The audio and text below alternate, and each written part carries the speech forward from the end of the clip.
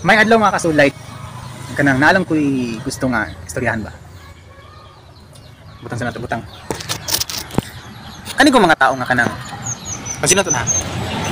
Kani ko mga tao nga kanang sige panghilabot sa laing tao.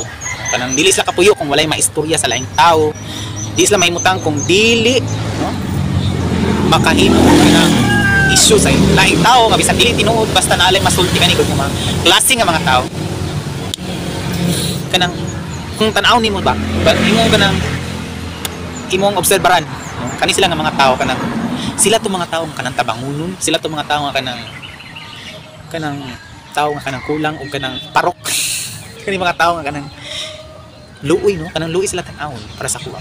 Every time nga mag-observe ko sa ila is instead nga malagod ko maluoy ko sa ila kay ano kanang buwas na kabalo ba sa ilang buhaton pero sa kabalo sa ilang purpose sa world na asla diri.